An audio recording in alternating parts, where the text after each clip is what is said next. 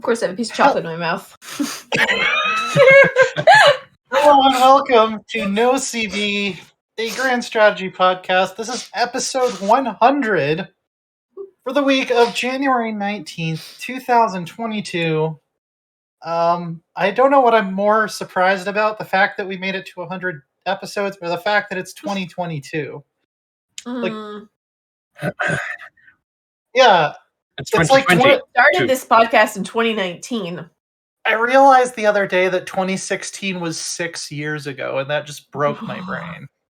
Like 2016 in my mind is like 2 years ago. Yeah, I realized that on 2 days ago when I was like, "Oh yeah, it's our 6th wedding anniversary."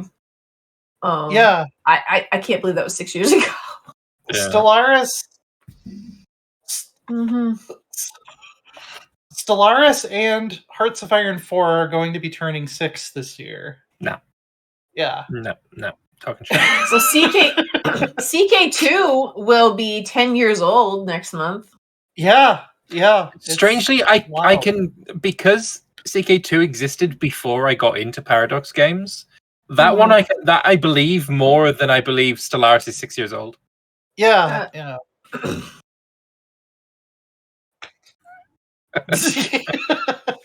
It kind of feels like it. 7 years on mine. Yeah. 2021. Well, I mean, the EU4 is 9 years old this year. No.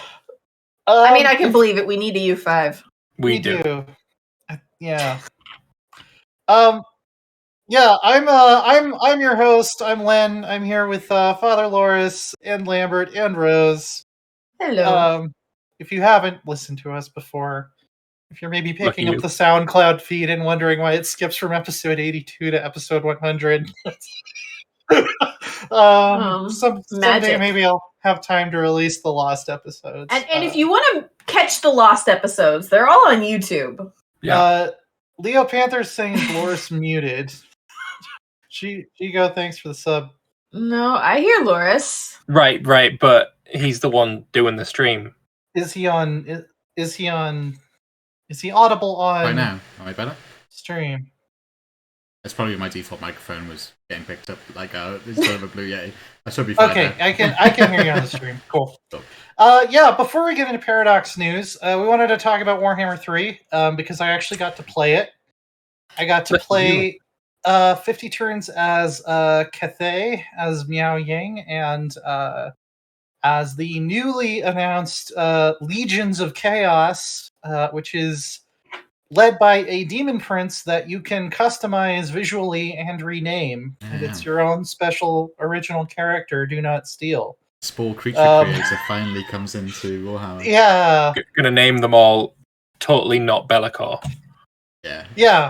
Bellicor that was revealed is going to be the final boss. So he's like, regardless of who you're playing, Bellicor is like the last. I like that. I like that a lot. Challenge. Yeah. So. Because Chaos in Warhammer 1 and 2 was... Warhammer 1, they were just an irritant. In Warhammer 2, in Warhammer 1, they were an irritant and just annoying. In Warhammer 2, they were just like that little itch that you just can't scratch, because they always just, I'm going to do a portal thing. Oh, more Chaos. Fun. Not. I'm really glad that Warhammer 3 is like making Chaos out to be, oh shit, Chaos is a thing. Yeah. Oh god. Yeah. Because it should be. It's fucking Chaos. It's the end of the fucking world. So the cool thing with Legions of Chaos is you can choose to devote yourself to one god, or you can stay as Chaos Undivided, which basically lets you use all of the units from all 4 of the demon armies, which is pretty ridiculous. Yeah, and you can customize your character to have multiple things, right? So you can have a big puking head and sexy at the same time, right? You'll unlock more, whichever talent tree you go down, you'll unlock, like, the Chaos Undivided pieces look kind of like Bellicor-ish. Yeah. And then each of the other 4 gods' trees, you'll unlock new buildings for them, new units for them, and new Demon Prince pieces that are kind of themed around them. Yeah. So, the downside, Valorgain, of Chaos Undivided is they're not really focused on one style of warfare. So, like, if you go Khorne, it will make all of your Khorne units super, super powerful. if you go like all Slaanesh, it'll make all of your Slaanesh units really, really powerful. And like some of the best weapons and stuff for your Demon Prince can only be unlocked if you devote yourself to a single god. So it's like jack of all trades, master of none. Basically, yeah. I don't think I'd ever do a Chaos Undivided one. So much of it of joy is having the big theme around your army, you know. I mean, Chaos Undivided in and of itself is a theme. Yeah. Like when I played the miniatures, I played as Chaos Undivided with a dabbling of Khorne. And yeah, I don't know, the black and gold aesthetic. I mean, aesthetic is like, 60% of what makes Warhammer amazing. Yeah, So I mean, if you like the aesthetic of Chaos Undivided, go for it. And it's like also 90% of the reason I won't play Nurgle, because I just don't like the aesthetic.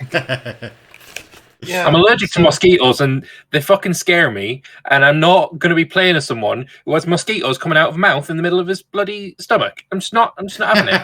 It's not going to be a thing. Oh, it's just a horrific image. I can't believe you moved to Finland when you're allergic to mosquitoes. I'm not allergic to mosquitoes in England and Ireland. I'm just allergic to Finnish mosquitoes. By the way, this clip that it's showing right here, which was from my Rewind Theater about the trailer, this is not the map that I played on. Oh. So maybe that's from Immortal Empires, or maybe that's just an earlier version of it. I don't know. Maybe that's from the combined map that they haven't released. There's two smaller campaigns as well. That's true. Because, one thing that is huge news: 8-player co-op campaign. Hello? Yes. Yeah. 8-player co-op with a simultaneous turn resolution. So you're not waiting for your friends to do their. Oh my god! Really? I didn't know that. Simultaneous turns. Laura's there. Yeah. Someone clip that. Oh my goodness.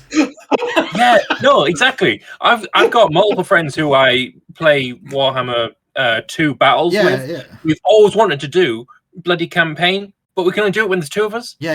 That's not anymore. Now we can just play all freaking 8 of us. Yeah.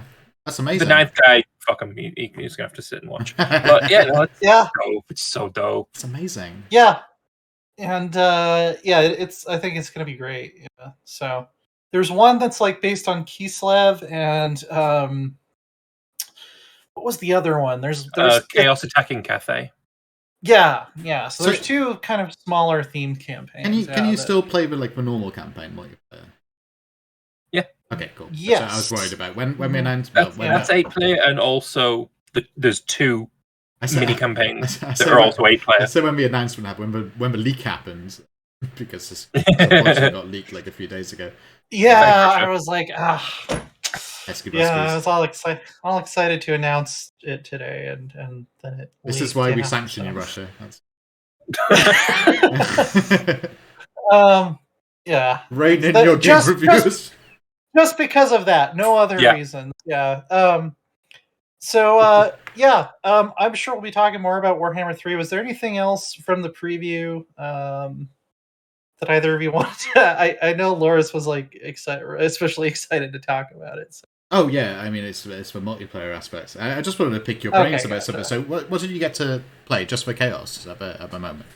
So I got to play 50 turns with Miao Ying, who's the storm dragon up in the north in Cathay, and 50 turns as the demon prince. Yeah, and he starts right in the middle of Norska, basically.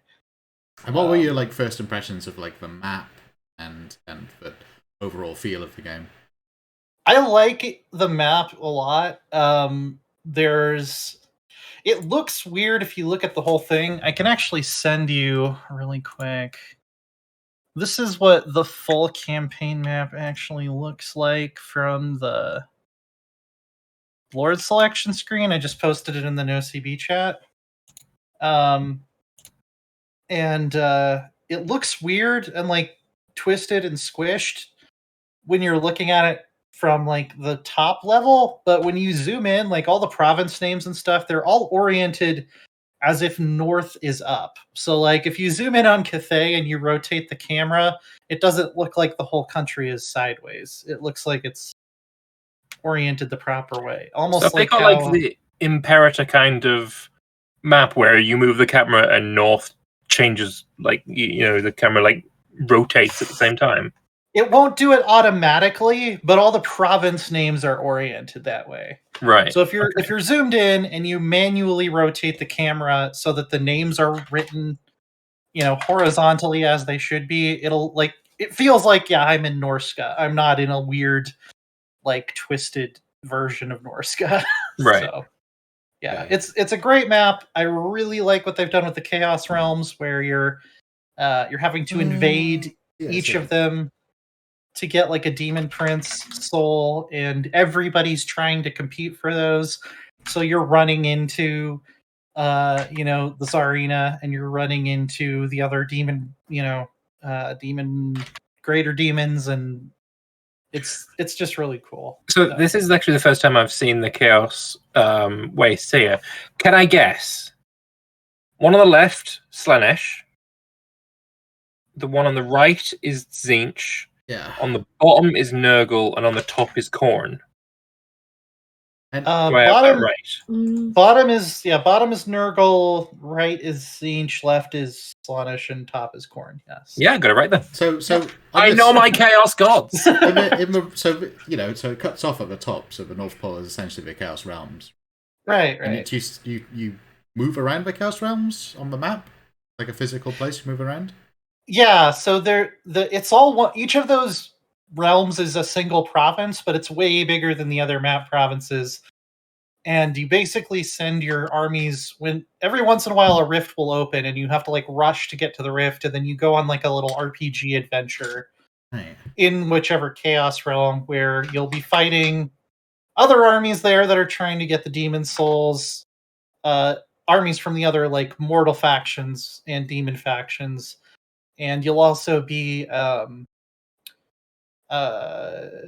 lost my train of thought. You'll fight the defenders. Like, there are armies from that god's faction that are there defending it. And I think Nurgle is going to be the hardest. I mean, I don't know, because I didn't see any of the other ones.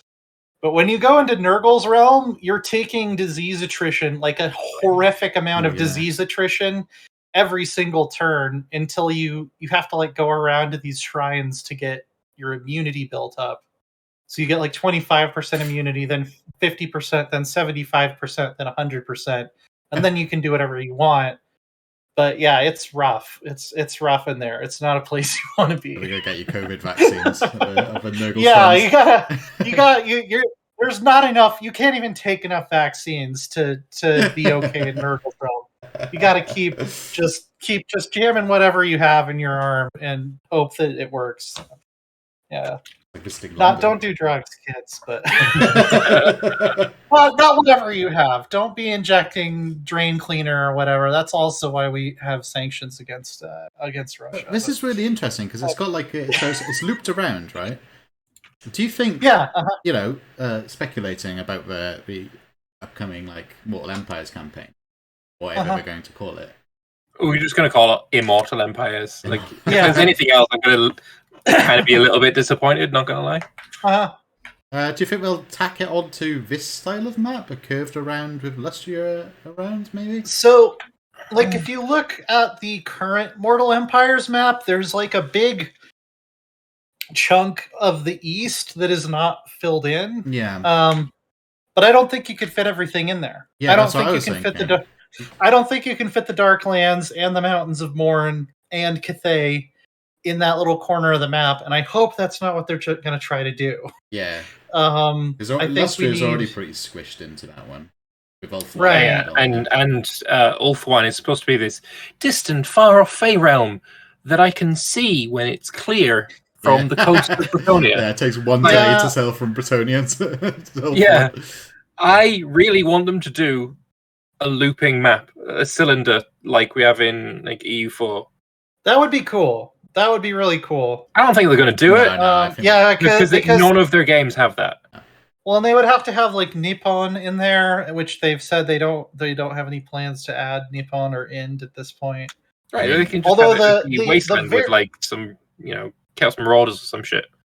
The very far south province of Cathay if you're looking at Cathay the proper way, on this map, it's actually the eastern side of the map. If you're looking how it's actually oriented on the mini map, is called Land of the Tiger Men, which I think is part of Ind in the lore. So I don't know. Anbana has Tiger Men as well. Yeah, there aren't actual. There's not an actual Tiger Men faction there. It's just another. It's another Cathay generic minor faction on this map. But, it gives them a lot of scope for expansion, though. Yeah. If they do the whole map, then they just got to do it once, and they can milk us for fucking DLC forever as long as they get the map right first time. Exactly. Right? I mean, they can't get a Warhammer 4 because they agreed with Games Workshop to do 3, right? Yeah. Yeah. So this is the big last hurrah for Total War Warhammer. Agreements can be renegotiated. And they with Games Workshop. That's what I'm thinking. I mean, Games Workshop has seen the money just pour into their bank accounts from Total War Warhammer. Yeah, it is so successful for them. Yeah, but they would absolutely be like, so got any more of that Total War Warhammer? Any more of that? I think correct me if I'm wrong, people in chat, but I feel like 40K was already pretty established. I feel like Total War Warhammer, the trilogy, has probably doubled the fan base for Warhammer Fantasy. Maybe even more than that. More than that. Between that and Vermintide, I just didn't know a lot of people who even knew what Warhammer Fantasy was. Warhammer Fantasy was on the way out because of horrific mismanagement by Games Workshop. Yeah. With their strategy for getting money out of it was, here is a new huge model that you should buy because we've made the rules for it so overpowered. And then 6 months later, here's a new really big model. We've nerfed the previous one because you bought it already and we don't resell it again. Yeah. So here's another one. So they mismanaged the hell out of it to the point where they had to kill it. And then Total War Warhammer came out right when it was being killed. Yeah, it was the fucking galaxy brain move of the century. Yeah, right. This is why I'm skeptical, because you can't really apply financial logic or apply any fucking logic to Games Workshop. Yeah, so I imagine negotiating with Games Workshop on Creative Assembly's behalf is I don't know, going into preschool and trying to negotiate a business deal with a toddler. You know, tell you what though, if they make Total War Age of Sigmar, I will be as salty as the history-only fans are about Total War Warhammer. Don't want to see it. Yeah. I don't want to hear about it. I don't want to hear anybody theory crafting about it. It just needs to stop. Age of Sigmar is shite. I'm not a fan of Age of Sigmar myself. No. I'm a hater. Yeah, in general, but also in this specific case. Yeah. Oh yeah, of course. Yeah, well, we have a lot of Paradox news to cover, but I'm sure we'll talk more about Warhammer 3 in the coming weeks. Mm-hmm. And, I don't think I've seen this map either. This might be an exclusive, right? Unless you post it in maybe? Nobody else that I know of has posted it in their previews. This specific map, which is just taken from the campaign start screen. Yeah. The little pin is where the Demon Prince starts. I think this is probably the most interesting thing I've seen from all the previews, actually. This map, I'm going to be staring at this map for ages. This map is kind of small. That's just cropped from the corner, is it? It's actually fairly big. It looks small, but it's actually... There's more provinces on this map than there were on the Eye of the Vortex. Yeah. Oh, no, I understand that. I want a bigger resolution. Yeah. So, yeah, and one with all the factions labeled. I could try to fill in which ones I remember, but Scrag starts all the way down at the bottom left, which is interesting. He starts a stone's throw from Altdorf. It seems like it's going to be a very difficult start because Karl Franz is right there. I was going to say, I assume all the old factions are still in places. Well, if they're on the map, they have to be. Wood Elves confirmed. Vampire Counts confirmed.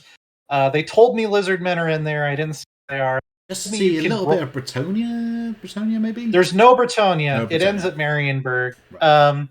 They told me you can run into Dark Elves, I don't know what that means. Oh, maybe but they'll they have made the duck. What's it called? The arcs. The slave ships. Yeah, they're called dark. Or maybe, Black yeah, Ops. like maybe Slaanesh can summon dark elves, like a dark elf allied army or something like that. But Good. Skaven for sure. Dwarves are definitely on there. Vampire counts are definitely on there. Greenskins. It's not like Grim Gore, but there are greenskins. And the only two I didn't. The only one I for sure didn't see is Tomb Kings. I did not see any Tomb. It doesn't go quite. It's cut off at the bottom there, right? So. Oh, and High Elves. They didn't want to answer my question about the High Elves. So my suspicion with the High Elves is that they're going to show up on like turn 95 and be like, "We have come. Well, look to our coming in the east on the third day," and they're just going to show up with this big fleet to save the world or something. That'd be great, actually, especially if you're playing. That Chaos, would be really Elves, cool. so Yeah. Gandalf of the White Tower, something like that. Yeah. I'm glad Skaven are in it because tide. That's why I was quite excited about playing Chaos and doing deals with Skaven.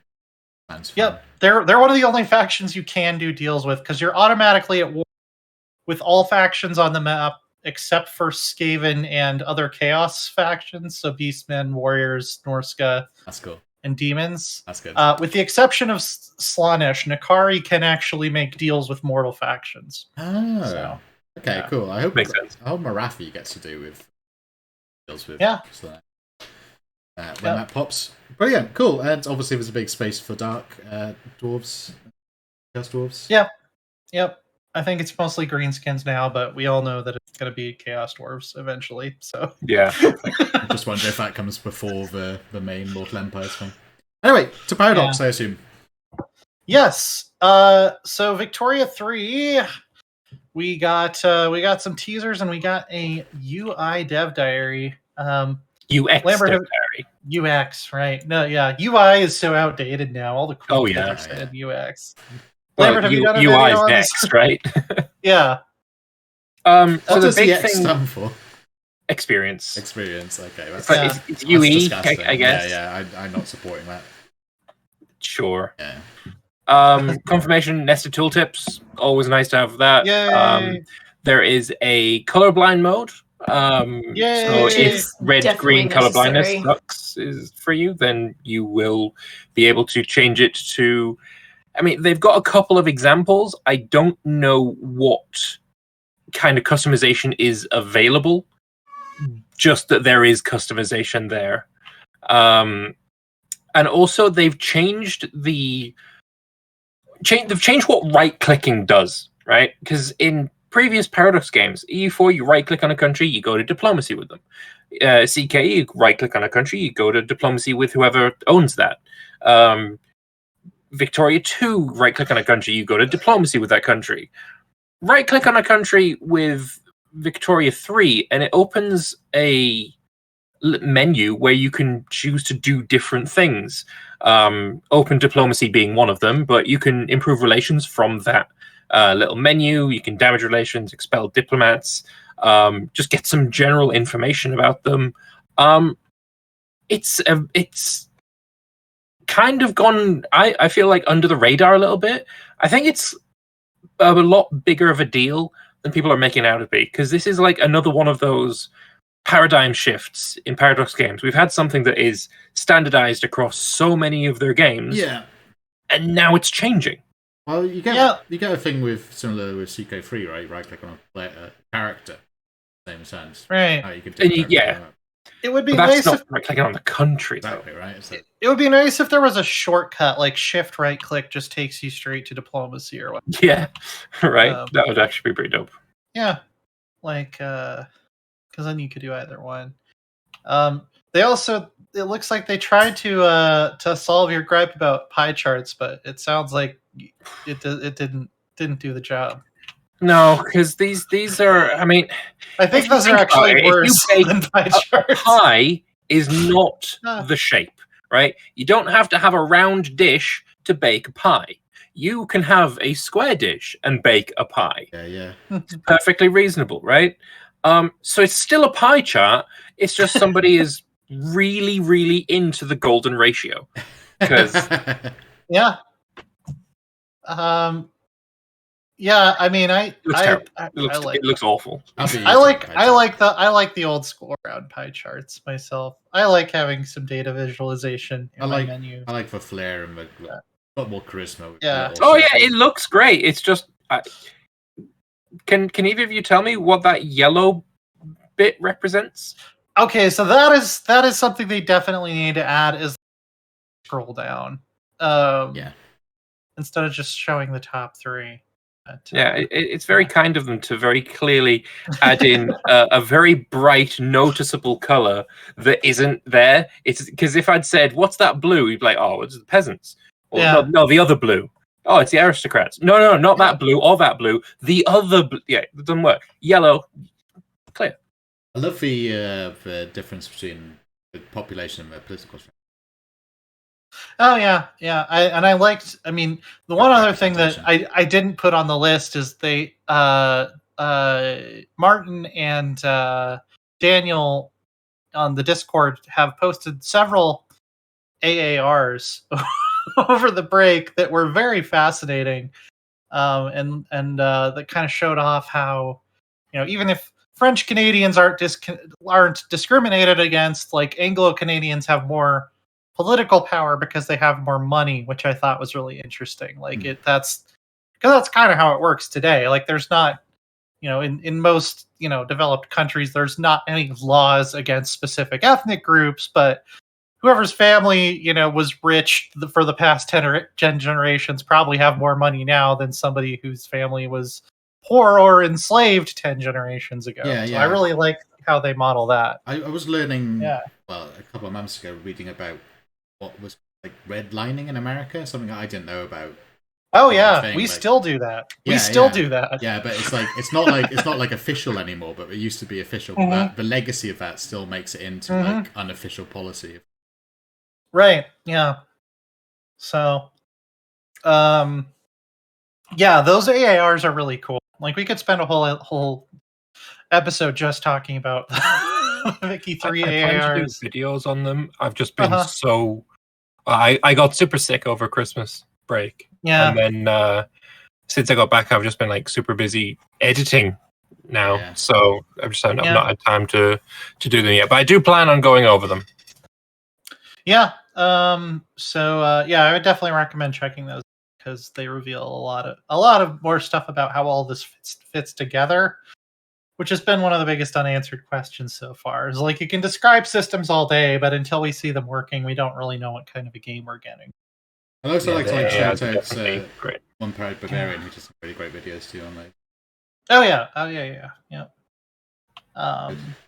Maybe we'll have him back on to talk about the Victoria AARs. That'd be a fun episode. It's good. I was like watching Lambert's and OPB's videos as like a yin and a yang about how excited they were about the changes to war. Yeah. We do definitely have very opposite opinions on that one. Yeah. It was good. I mean, that's interesting. That is part of why I reached out to Lambert when I started this podcast, is because we disagree on a lot of things, and I thought that would make for good discussion. So I do find it interesting on that point as well. You posted in chat. It's hilarious. It's not relevant to the probably not featured on the episode. Oh, that one, yeah. The thing I find really interesting about the whole yin and yang with myself and One Proud Bavarian is that there's been quite a vocal group of people who have been really harping on about the fact that we get early access to the dev diaries now. Yeah. And it's like, oh yeah, you just gotta like sell yourself to Paradox. They'll pay you for a good what's called review of their dev diaries. You just shill for them, and that's how you get into that in group. It's like I'm just gonna point you in the direction of my videos on the warfare system, where I am insanely critical of it without I don't really hold back. But I still get early access to the dev diary, so it can't be shilling for it. Not true. My entire business model around comics is making fun of bugs that exist in Paradox games. Yeah. So the whole thing about that, especially with EU4 when Leviathan popped. Most people's videos about the bug. It's everyone's, but and everyone's still be as critical as. Yeah, if you read any of the fake patch notes I write, I dunk on the devs constantly. Yeah. It's all in good. I'll dunk on specific devs who I know. Yeah. Like it's like all in good humor. It's like, yeah. I'm not being funny when I dunk on people using American English. I legitimately mean every word of it. It is heresy. And excommunicated. There we go. It's deadly serious. Yeah. Hey, that's fine. That's you're entitled to your opinion. That's my whole shtick, though. I don't think it's an opinion; it's objective. I have said I will switch over everything else in my life to British English if British people stop saying maths. That's my only. Can we compromise and say math? We can't because we already. That's fine. That's fine. We already That's just a regional accent. Yeah. We already stole the S from Lego, so where would the S go? Yeah. This has to be a constant of S's in the vocabulary. So, like, where would the S go if we took it off maps? Can't put it to Legos because that would be disgusting. You can't say that. And like British English has a long tradition of like redistributing R's. Like, you'll take the R off of water and add it on to area. Exactly. Wait. Add it onto area. Where the fuck? What? There are certain words that end in a vowel that in certain British accents they just add a random R on. You say area. God, fuck no. It's I'm from the north. The Cornish definitely do say area. Add R's to everything, actually. Yeah, no, they do that. Yeah, they Somerset as well. Yeah. We can't read, we can't rap. That don't really matter because I come from Somerset and I can drive a tractor. That's what we used to sound like. That's what Americans used to sound like. Cornish. Basically, yeah. They say that it's close to the what the founding fathers would have spoken would have been kind of close to like a Devon. I've heard that so many times from Americans saying, "Oh, but we sound more like what you used to sound like. You just changed." It's literally one letter that is, you kept that one letter, and the rest of most of the rest of the UK diverged from it. Long before that, it's like there wasn't just one British, and then that moved on. There was lots of different types of British accent, and one of those went over to the States and became the way that they pronounced that. I just want to give a Declaration of Independence in Cornish. All right. I believe these troops to be all men be created equal. All men be created equal. Under God. Under God, yeah. One of the Twitter teasers we got is somewhat relevant to that because we got to see the state of Lancashire. Oh yeah, the Lancs, the mills and hills. Going to be represented. Yeah. Very my city isn't represented on this map. Quite sad about that. It's like right off the map, isn't it? It's like it's like just off it. Yeah. But yeah, Manchester. I think the most interesting thing about this one is the construction section. Yeah, construction sector. I think it probably is. Yeah, for sure. Because we know that when you are building factories and shit, you are also hiring laborers to construct. It's not just I need some concrete and some steel, and it's just magically going up. It's like no, you got to hire people to do it as well. Mm-hmm. So here's my question about this. Does a construction sector automatically pop up anytime you're building anything? Or, because we can see two levels of this, and we can see what looks like a government icon on there. Can you issue an edict using your authority that establishes a construction sector in that state and makes it go faster? That's what I suspect this actually might be. Yeah. Because it's not turning a profit. Like you can see the other ones are turning a profit. See, that's what So I I'm was thinking- assuming, yeah. like the construction sector pulling a profit and then what people make money off that.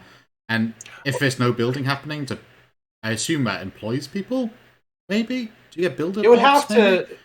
Yeah, it would have to employ. Like, we know construction employs people. They've said Yeah. that. So if I'm it's- just curious if this is something that happens automatically, or if this is something that I, as the British government, said, I'm going to click this Yeah. button to create a construction sector in Lancashire. And is it Here's a private or by the theory. state? Yeah. The munitions plant there looks like it's about 97% done. Mhm. What if, because you are constructing that munitions plant, it creates a construction sector, one of them. And that symbol is you as the government prioritizing it to add another one.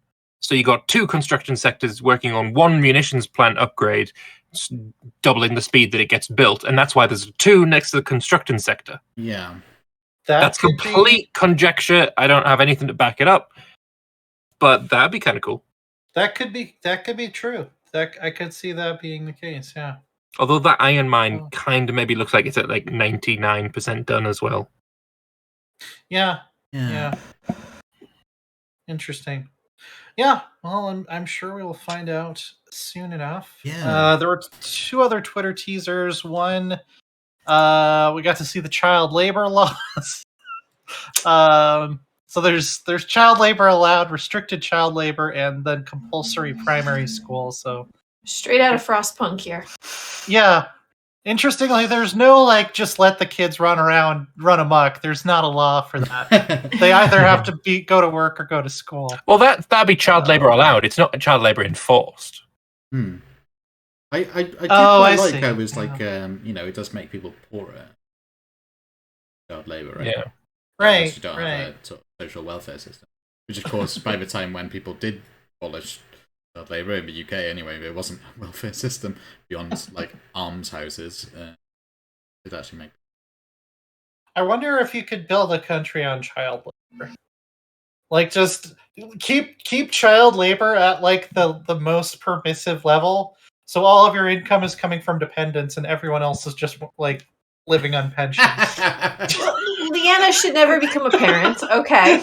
No. I think that's been established now.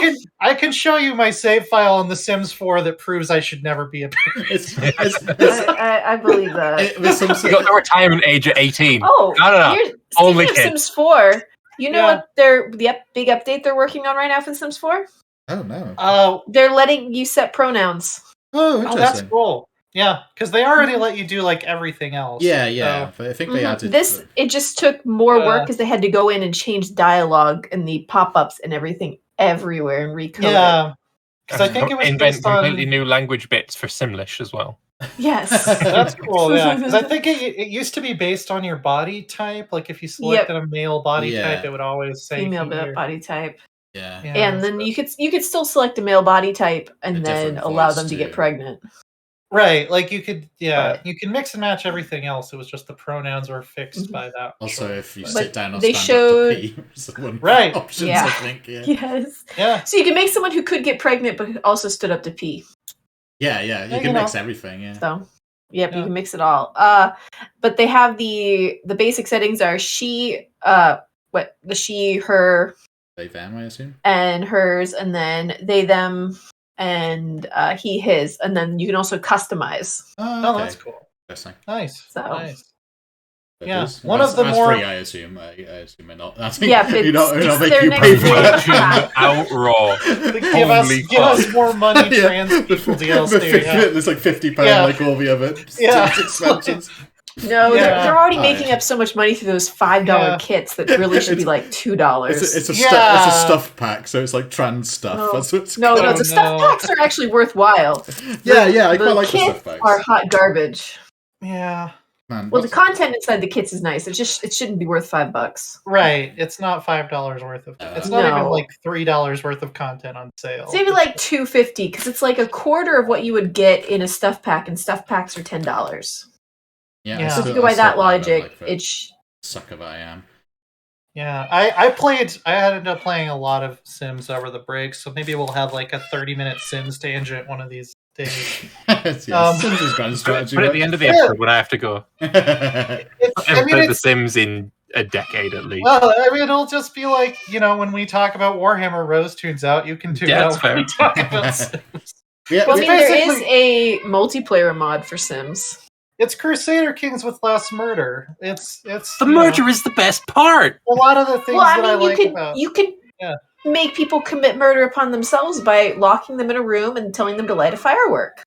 Yeah. Or you can, turn Vlad back into a mortal and then lock him in his own bathroom for him to die in there, so he'll stop bothering you. That's the way to do it. I actually had Vlad die in one of my saves by accident.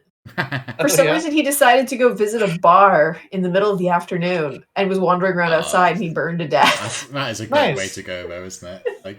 See, I just decided I hadn't played with the vampire, so I just decided I was going to be queen of the vampires. So obviously I can't have Vlad running around like I'm the best vampire, so I turned him back into a human and then locked him in his own bathroom. Now I'm number one vampire. And just waited for him to die, And now I can go laugh at his gravestone anytime I want and get a Well, if you're laughing at his gravestone, you could also just steal all the artifacts he has. Oh, I didn't even know he had artifacts down there. Oh. I mean, we don't know that he does, but you probably rifle through his pockets and find out. Oh. I mean, if The Sims is just CK3 in modern times, it makes sense. Oh, I see. We're doing a transition. Wow. No, hold on. Wow. Then that was... I'm so off track, but I didn't even realize you were doing... Right over Leanna's head. We've got one more teaser, sadly, about Haiti. It's very quick, though. Oh, yeah. Victoria 3, Haiti, they owe France a lot of money. It sucks. We should make friends with America. Yeah. And tell them to do the Monroe Doctrine so France can't come and invade us. That's right, yeah. Bish, bash, bosh. Done. Yeah. Fuck France, let's move on. All right, cool. So, yeah, this dev diary about artifacts is... it's hard for me to comment on because none of it was information to me, but I don't remember what I am and I'm not allowed to... Because I think this was in the preview, I believe. We have seen the RPG style equipping system. I do think this is the first time we've seen an image of what armor looks like if it's on display in your court. That's true. That might be the first. And the because it strikes me as very new right there. The court scene is also updated from the last time they showed it publicly. I think the lighting is a little bit better, and it looks like it's a little bit more polished. Yeah. People still need more shadows, though. Like, there needs to be shadows on people. Otherwise, they don't look like they're in the scene. Yeah, I'm curious what the final version is going to look like. I know they're still working on art, even up to the last minute. But well, it's a lot of art, and the thing is, PDX games haven't ever really been known for art like this. Yeah, I think this have the magnificent maps from Imperator or CK3, or what we've seen of Vicky. Those are a step above EU4 and CK2, but it's still very different from having 3D models in a 3D environment. Right. So yeah, I'm just saying, need shadows. Yeah, kind of like the bare minimum when you have 3D models and you're trying to make it look good is good lighting. Good lighting can make or break a visual, right? I think we discussed this before, and I mentioned Cocomelon. Cocomelon is not aimed at people who give a shit. No, I'm saying, but you can see which ones, if you ever watch on YouTube, if you come across some of the old videos from before they became mega famous. Yeah, they look seriously fake, and then you notice the new ones, and you realize the only real difference is shadows. Yeah, that's it. Oh, because the shadows are clearly visible on the. Mm-hmm. I mean, have you ever played Minecraft with shaders? Completely different experience. Yeah. Oh yeah. Well, and plus, my spy master needs to be able to lurk in the shadow. Yeah, exactly. How can Imagine not having a dark corner for your rogue to hide. No, it's D&D, never mind. No, I want that. I want a throne room where I can there's a corner that's just for some reason it's darker than the rest of the room, and that's where my Spy Master like, hangs pop out. of nowhere, We have so Kazi pointing out that Kazi is on the CK3 main menu right now, and the lighting in that is actually much better than these screenshots. Yeah, the lighting is changes from obviously from scene to scene. The one for like that came with Northern Lords, the lighting in that Great Hall looks great. The one in the like the Castle Keep Western kind of thing doesn't. It's a little flat. Yeah, I know which scene you're talking about. Yeah, that one's a little flat. It looks like the models, like looking at the next dev diary, the banner one, the throne shadow, but the banner didn't have. Yeah, which is a little weird. It's that uncanny valley thing. Like it's stuff that you unconsciously notice and puts you off. They have added. It looks like they've added a new banner type since the last time I was allowed to play it. Too, because they had the house banners and the dynasty banners, but apparently now you can also create a banner for your specific title, and it will update if you change it in the coat of arms design, which is pretty cool. So, yeah. So it'll be interesting to like capture the make flag a throne room where where you could make it your whole goal just to capture everybody's house banners and just put them on display. Exactly. I always wanted to do was play Team Fortress 2 in. Yeah, exactly. Yeah. Like an aggressive embassy building. You could probably make a capture the flag game mode for multiplayer where there's one flag that's just the flag, and if you have it, you get a bunch of prestige points and stuff. Yeah. Well, you've already got that in EU4 with capture the flagship. Yeah, there you go. True, yeah. There you go. Oh man, somebody should make a mod. Come on, get on EU4's level, CK3. Yeah. How about naval Jesus. combat? How can If you do, if they do make Venice playable, the fact that I can't have a navy as Venice in CK2 is a tragedy. Be a bit silly if big thing. Yeah.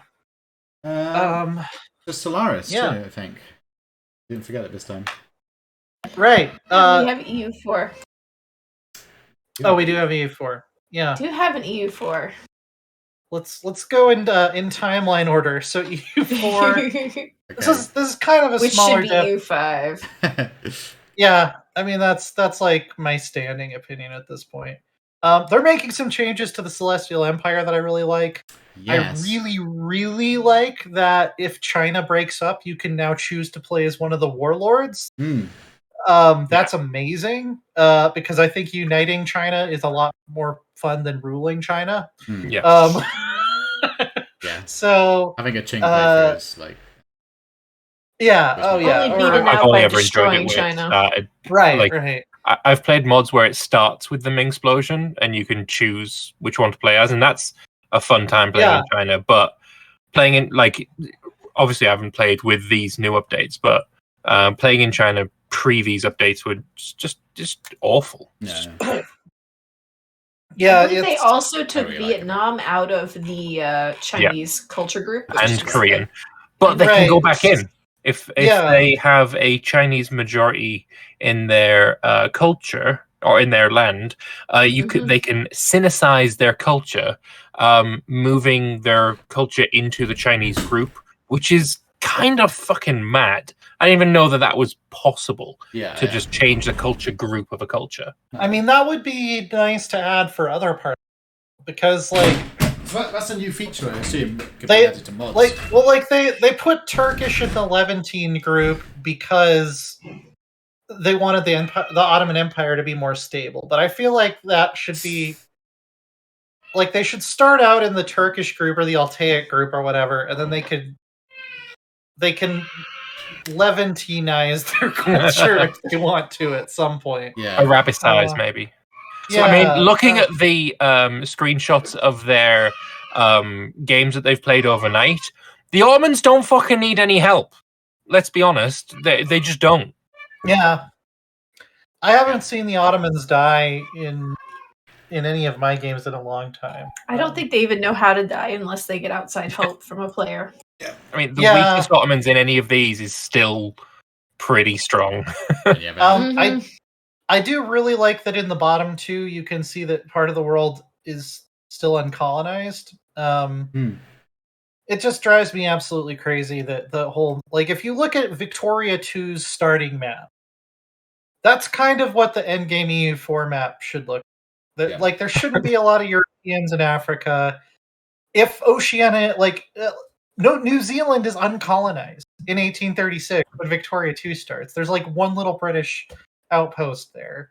Yeah. Like, whereas in EU4 we get mission trees to take it. Yeah, there should be large parts of Indonesia that are uncolonized. Parts of South America should still be, unless the player is rushing colonization, which obviously forces the other colonizing powers to go elsewhere. Then that's fine. But if I'm the player, if I as the player am not colonizing, the entire map should not be colonized by 1821. It just shouldn't. I mean, like it really. And that's the thing. Like, I think they have actually nailed for American colonization rate. Good. It's a lot better than it was. Yeah, it's a lot better than it was. They still colonize Africa too quickly, in my opinion, and also they don't colonize Asia fast enough. They don't ever, actually. I've never seen the AI ever go into India. They literally just need... is your technology group anything other than African? No? Here, have 50% attrition. Yeah, you died of malaria. Your colony died of malaria. And, like, there wasn't a motive for it either. Like, European powers should not have any interest in colonizing anything that is not a coastal center of trade in Africa. The slave trade didn't really start up until after they had colonies in the Caribbean. Yeah, and it's like they could administer all of that from small trade posts along the coast. The only reason the scramble for Africa happened much later in like the 1880s is because they got together in this conference and signed a piece of paper that basically said, if you have an army there, then it's yours. And then it's like, all right, well, we got to put our armies everywhere.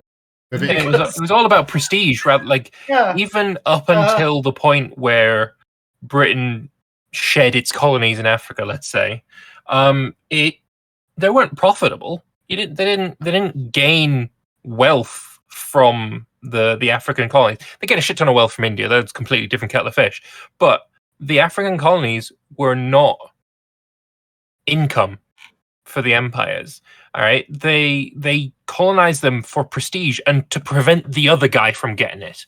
Yeah, that's not represented at all. There's a few exceptions. Like, I don't really want it, but I don't want you to have it, so exactly. I'm going to take it. Right, and it was kind of the German unification that really spurred on all the European powers to like, oh shit, he wants to catch up with our colonial game in America. Well, he's going to go for Africa. We can't let him get Africa. We got to go for Africa now. Yeah, because all they really needed were specific like ports along the African coast just to get spices from India. Many coaling stations. There's a few exceptions, obviously, with East Colony, Africa, and the Cape Colony, but both of which happened in EU4's time. Like EU4. Yeah, the Cape Colony is one of the biggest exceptions. Yeah. South Africa should probably end up colonized. I mean, it's got gold, right? Primary, and it's like far enough south that it's not like a giant malaria death trap. Pre Suez Canal, all of the trade in all of Asia that was going via boat, which is like 95% of it, was stopping off in South African ports to resupply. Yeah, bringing immense amounts of wealth for whoever owned that area. So whereas you're not getting that from owning, the Mali. Ivory Coast. Yeah. Well, the Ivory Coast is a little bit of that, but you didn't need more than a trading post. Yeah. So I think I feel like there's a few ways to solve this that I was kind of talking about on Twitter. Obviously, would be like, if you're not in the African tech group or your capital's not in Africa or something like that, your colonies just in Africa, like, they get like a minus. I would definitely make it the capital over the tech group, because what if you want to westernize your tech group and you're Mali? Oh, you never. That would be. Can you change your tech group not anymore? Can you? I don't No. think your tech group changes at this point when because it's all But it based still on did. fusion. No. Your tech group only influences your units. So I think there's like individual tags that can change. the other, another thing is just tell the AI. Like, tell the AI, Patagonia is not worth, it's not worth the money to even colonize there. Or tell them that, like, if you have a full state with a center of trade on the Ivory Coast, you're not interested in Africa anymore. You got what you needed. Unless you want South Africa. Yeah, you might want to deny other people other, trade, like coastal trade But centers. perhaps it would be if they went to war and took the other colonies that were there, they would prioritize releasing them and forming tributaries. The other thing is, I feel like the major nations should kind of stop colonizing in the Age of Revolutions. Like when Age of Revolutions triggers, just say, okay, if you're not France or Spain, just drop, or Britain, drop colonial ideas. Like, just get rid of, tell the AI, just get rid of them, fill something else in that slot. Making colonies more expensive based on how much development you have in your colonial nations put together. Like, make colonists' expense stack up. That would be another way to do it. Just making, if enlightenment exists in any of your colonial nation provinces, just make them just start making demands of you. Like, they'll start demanding lower taxes. They'll start demanding more autonomy. Once your colonial nations have accepted enlightenment, they should be on the path to independence at that point. It should be like, we don't like you anymore unless we're way, way, way smaller, like Cuba or something. Yeah. Like, we're going to decide we're done with you within the next, 50 years or something like that. So I think colonization really needs to be slowed down. I've posted a lot of ideas on how I think I think it was slowed down in some places, sped up in others. Like I said, East Asia, it needs to be more European.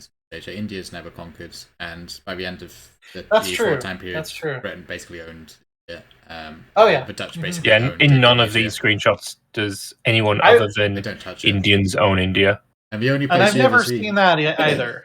I've never seen a proper conquest of India by a European power. No, not an AI anyway. No. The only place you ever really see it is there's some colonies in East Asia where the Dutch or somebody colonizes the uncolonized ones, but then that's not the areas where they took. Like, there's no, Dutch owned most of Indonesia. There's no Portugal gets Macau by event, gets Goa by event, and that's as far as they go. It's a lot of it is just like, don't make the AI colonize stuff just to colonize. Yeah, like the I have a spare colonist. Gotta use it. Yeah, like that shouldn't be a thing. Like, Western Australia was not colonized in this time period because there was no reason to. It wouldn't have been. New Zealand, it's too far away. You don't need it for trade. There's other ways you can go. Argentina it wasn't worth the fabric the flag is printed on. Argentina didn't colonize Patagonia because there was no profit to be made down there. Before the Industrial Revolution, it was just like we'd spend a lot of money and not get anything back from it. So, there's lots of reasons why certain areas were not colonized that are not represented so far in U4. The other gripe I've got about colonization is when after you've colonized something, culture is pretty much locked in. So say say what happened historically, Spain basically and Portugal, mostly Spain, colonized all the Caribbean, and then the other European powers stole it from Spain. But if you try and simulate that in a game, you conquer, say, Jamaica as Britain, and everyone who lives in Jamaica is still Spanish. I mean, the other problem with that, obviously, is historically primary culture of Caribbean colonies weren't, they were Afro-Caribbean, and you can't really... The Afro-Caribbeans, African-Americans, Afro-Brazilians, there's currently no way for the cultures to... I think there is a way, in the same way that British culture, like English culture, or whoever you're colonizing with a British culture group thing in America, will over time turn into American. Just do the same fucking thing in the Caribbean. Well, but you would have to do the. You get into really murky waters about. I'm going to colonize by expelling culture from. There's no. Well, here's the thing, and if you're talking about the United States, like what is today the United States, I don't think there are any provinces in the EU4 time period that would have been majority African American. I could be wrong about this. Correct me if I'm wrong. But in the Caribbean and Brazil, there definitely would be. So I'm thinking maybe it could be something like you check the colonial region and you check what trade good is being produced there. Like if it's sugar, there should be a much higher chance that will become Afro-Caribbean or Afro-Brazilian because, notoriously that was a crop that was mostly, made with slave labor in this time period. Yeah. Mm-hmm. So, like, if you're trading in slaves, if you have a sugar province in the Caribbean and you haven't abolished slavery yet, then maybe you get, an Afro-Caribbean culture in that province. That'd be a cool little detail to add. Yeah, I can't see it happening. I can't either, but I want it to. So, just make EU5. Actually, just make EU5 and make it. Let's just put EU4 on the back. Actually, not even on the back burner. Just turn off the burner for EU4 and let's have some EU5. No, back burner because if there's some bugs, they still should be. Oh, okay. It's on the back burner until EU5 comes out. It's on a simmer. And they can always turn the burner back on if they discover there's a bug that has to be cooked out of it. That's fine. Yeah. Speaking about bugs that have to be cooked out of things, Unity. Stellaris, they're doing a Unity rework. I really like it for the most part. I like the fact that Influence is about expanding outward and Unity is about expanding inward now. Someone exactly commented that same exact thing in there somewhere. Yeah, I love that Influence, keeping your influence up and expanding your empire outward now requires you to have a fleet. It's kind of similar to how fleets give you like power projection in Victoria, which is, I like that a lot. Like it makes sense that if you want a wide empire, you would need to have a large fleet. It makes sense, and it gets rid of some cheesy early game strats like just deleting all of your starting ships because you just need to build more mines or whatever. And factions no longer give influence; they give you unity instead. Right? Yeah. Are they still annoying to deal with though? I don't know. Factions need to rework to make them fucking any kind of interesting. We're all out of a job because culture workers are gone, and we determined on an earlier episode that our job type in Stellaris would probably be culture workers. No, it's okay. We've still got about 178 years until we're out of a job. Yeah. Oh yeah, that's Stellaris starts in 2200. I don't know about you. I wasn't planning on living that long. I was. Yeah, we'll see. We'll see what technology is available. That's why I spoke so much. Lambert, do you think you'll make it till 2066 so you can go stand on the shores of Britain and yell, "William, you're not coming back"? Now I am. Gave him a reason to live. Yeah. Okay. I suspect with the Unity we're probably going to get religion in the next expansion. I would say. I hope so. Yeah. I hope so. I also really like that auto Chthon monuments are a planet unique building now. Yeah. I don't really like spammable buildings for spammable buildings to make sense, we would need more slots than we can currently get. I prefer the planet unique building. I rarely, other than my first colony that by default is always going to be a bureaucratic hell world because that's just how the build order works in Stellaris. I like making 40k Earth as well. Yes. Yeah. Other than that, I rarely build more than 2 of the same building on any given planet. So I think all buildings, every single one of them, should be planet unique and have all of them have upgrades and give them an earlier upgrade as well. Well, give them levels. Give them levels up to 10. Like expand the size of it. Adds a few jobs. Add some more, like less efficiency or even more efficient. I don't fucking know. Just something. Yeah. This is all. These are all, for the most part, really good changes. I think this is going to be a good update. Yes. Yeah. So we are all very positive about this one. If they nail their balance. Right. I mean, that just goes for everything that they put out ever. If it if goes without saying, really. If it's true that Unity will be as equal as powerfully taking up power, I have my skepticism. Right.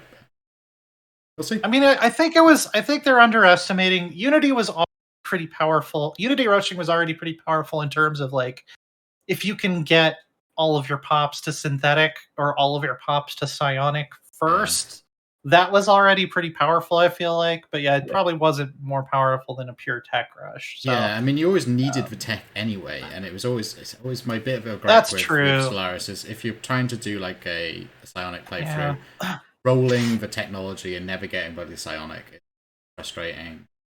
Yeah. Rolling, if you want to build like mega structures, rolling nothing but about engineering, very frustrating. Yeah, I might gripe about it, but I've always had gripes about the card-based tech system. Right. One last thing on the agenda, I think. Yep. Humankind. Yeah, we got some Humankind. We got a new Humankind DLC. Well, not new. The first one. Yeah. And I think they surprised all of us by focusing on Africa, which is a very nice surprise. Yeah, it is. I like pretty much all the picks too. I think Ethiopia was one of my guesses for the original when we did the guess what all the contemporary Sibs are going to be. I was surprised Ethiopia was not in there. So it's great to see them in there. The Swahili seem like a natural choice. The Bantu is kind of broad. Messiah, I'm a fan of. Yeah, if you're talking about the ancient era, I don't think you can get a lot more specific than just Bantu. So yeah, it kind of makes sense for that. I am interested in knowing. I don't think they've said which age. No, it's 19th century. Yeah. So it looks like Ethiopia 19th century. Yeah, so Ethiopia would be. Are they industrial or industrial? Yeah. So here you go. Nigeria's Bantu would be our first era. Yeah. And then we have the Garamantes. Yeah, but one I didn't know about. Sure, I'm saying that wrong.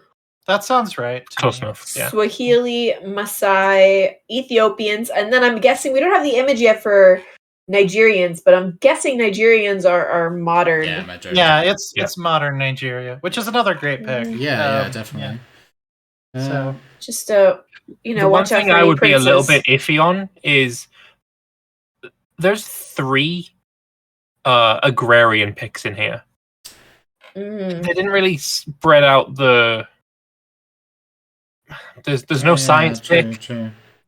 There is no culture pick. I do feel like that may have been a good idea to have one of each.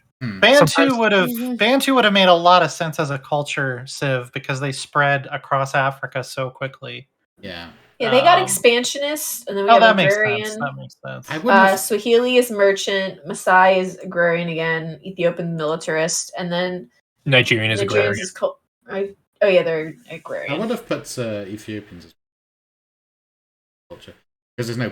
I would have put spiritualists, but obviously there's no. As of yet. Maybe Nigerian would have been the culture pick because they have a lot of different cultures in Nigeria. So we're just waiting on a religion Humankind would be very good. Yeah, that'd be nice. If they do a big expansion, I would expect it to focus on religion probably. Like that. This is I should say, speaking of expansions, this is it's like one of the types of expansions I guess we're doing, which is culture pack. And the thing that really jumped out for me is how well priced it is. It is like £6. That's a bargain for a DLC in 2022. That's really good.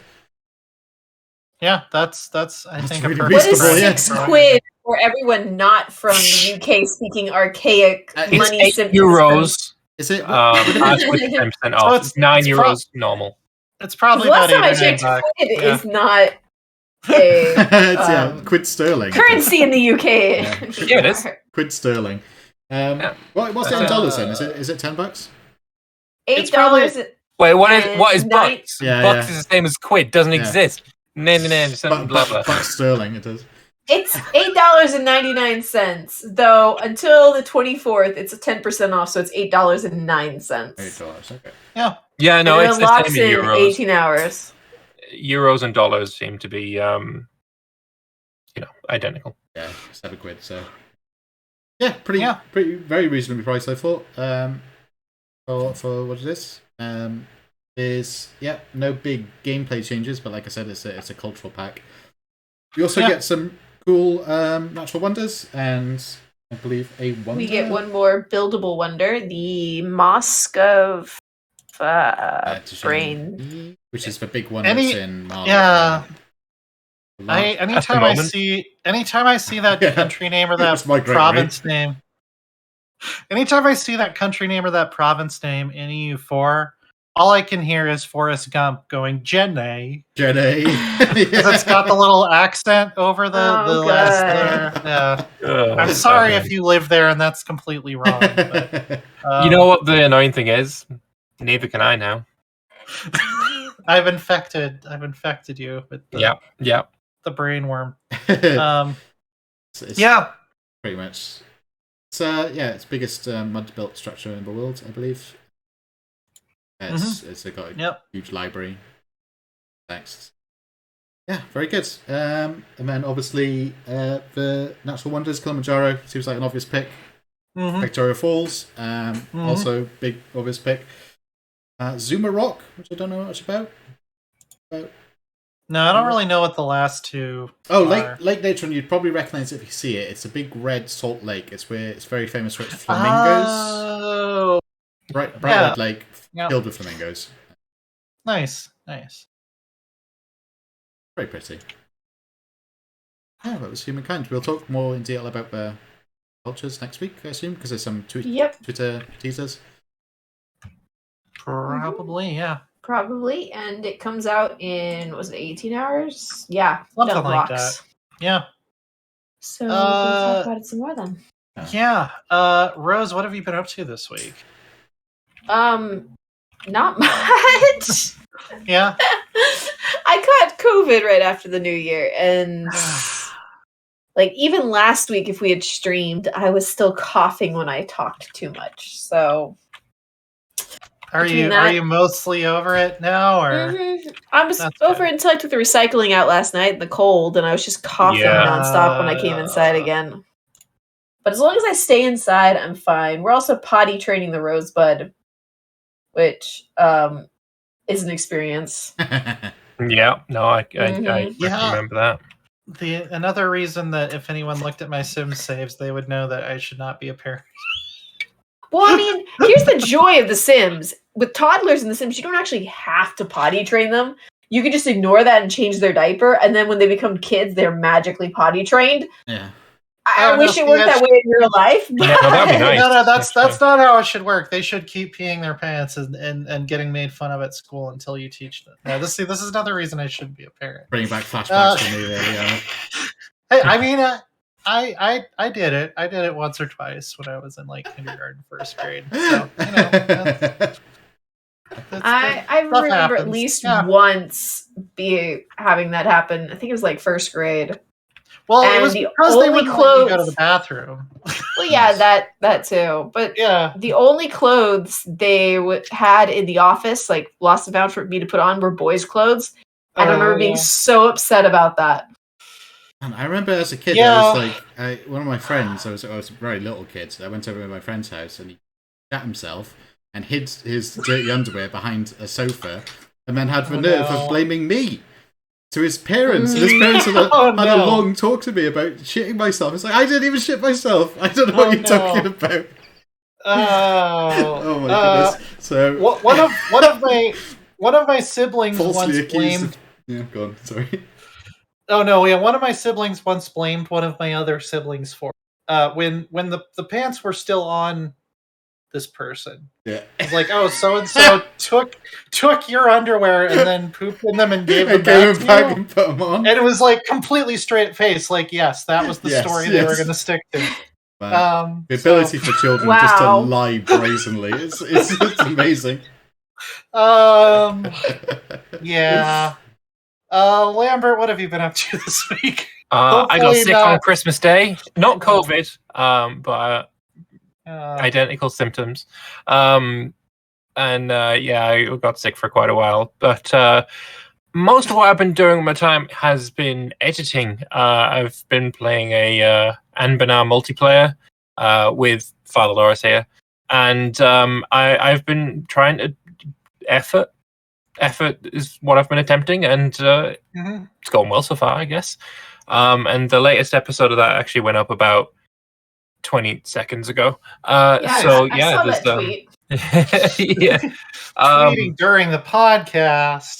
Yeah, I mean, I tweeted that Sims, beautiful clip of Loris, his reaction to hearing Lambert say, that there's going to be the simultaneous 8-player multiplayer in Warhammer 3. That's beautiful. That is dope, though. That was such a look of pure joy. Should be. We need to turn that into an emote. Yes, we need to make that an emote for our lovely Twitter account here. Twitch account. Pog Chapel is what Agama Day has as Christian. Also, speaking of Agama Day has redeemed Leanna has to rap and has requested that you sign off this podcast today in rapping to celebrate the 100th episode. Okay. 25,000 points. All Holy right. shit. Is that not like every single second of the podcast since it started? I think you would have to have been on every episode. Probably. Yeah, considering I'm sitting at 23.4 thousand, and that's from my moderator tab being open all the time. I've got infinite points because moderator.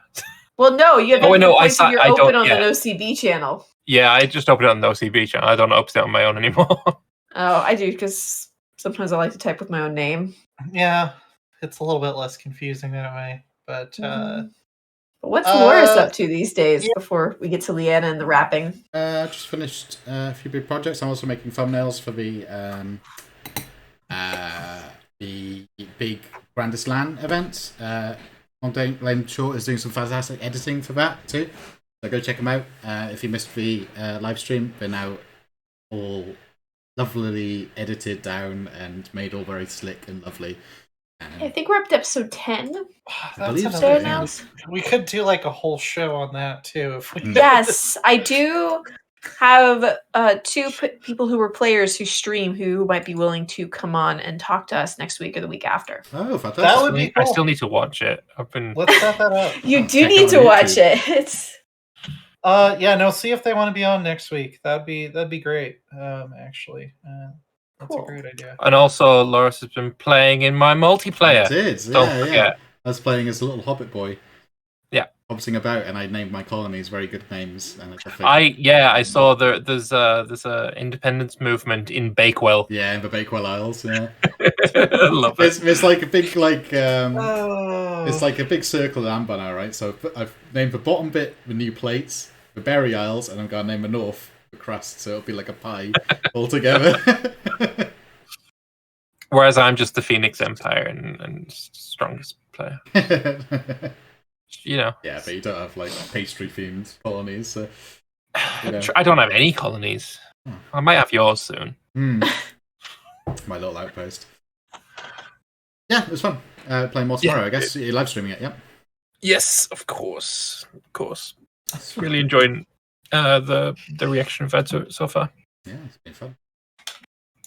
What about you, Liana? You've obviously been doing Warhammer. Yeah, I did the Warhammer 3 IGN. So reviewed Expeditions Rome, which is very good. Even as a notorious Rome hater like myself, it's a CRPG with a mass combat system with like legions and stuff.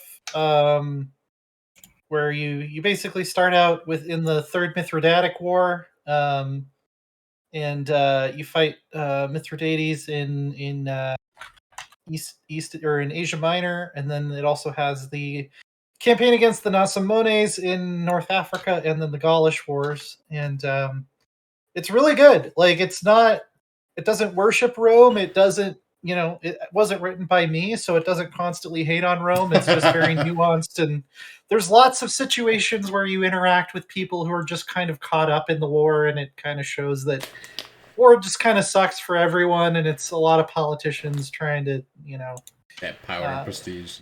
Exactly, on all sides. That's kind of what's going on. So, yeah, I really liked it. I really recommend that. Played a lot of Hearts of Iron 4 over the break. Played a lot of Sims 4 over the break. I got back into that again. Because the last time I had played it was like 4 or 5 years ago, and there weren't very many expansions out, so I hadn't seen most of the expansions. I find Sims is a game that I will not touch for months, and then I will just go through like 2 or 3 weeks where that's the only thing I want to play. Yeah. A game you should check out, Len, by the way, is War Tales. It's got a very what's the game called? Battle Brothers kind of vibe to it. In a fantasy kind of world. It's really good. XCOM kind of combat as well. You should check that one out. I will put that on my list to check out for sure. As always, you can follow the podcast. Our back archive of episodes. Again, if you're wondering why the feed skipped from 82 to 100, Twitch and YouTube have all of the lost episodes on them. Someday, maybe I will find the time to edit them, but it got to a point where it's like, I'm so far behind that it will probably never happen at this point, so we're just going to start over. Yeah, new season 2. She has promised that she'll get this episode up in the next 3 days. Ideally, they should go up on Thursdays most of the time. If I hold myself to that, it's more likely to actually happen. So, and Loris has offered to help you. Right, so... Zero experience. Yeah, Twitch, all the Spotify should be on there. All the places that podcasts happen for the most part. And don't forget to rap. Yeah. Oh yeah. We can cut it out, don't worry. Just rap for the live stream. Okay, here's the thing. If this sucks, which it probably will, because I'm not good at freestyling, I will write an actually good NoCB rap and do it on the next episode. NoCB episode 100. We already failed because nothing rhymes with 100. We talk about games, grand strategy, and you can't watch us on TV. It's a podcast. Unless you have a Chromecast. Plug it in and then you'll have a blast. Word up. Amazing, fantastic, wonderful, phenomenal. Like better than I could do. Sublime. No, that's terrible. All right, you guys know how serious I get about this stuff. I'll write an actually good one. Okay. I rewrote the entirety of The Last Stand by Sabaton with different lyrics to make it about HoloLive, and it's fire. It's absolutely fire. So, yeah, it's. I won't fuck around. We'll have a good NoCB rap at some point. All right. And yeah, we'll see you back here next week. Bye. Bye, everyone.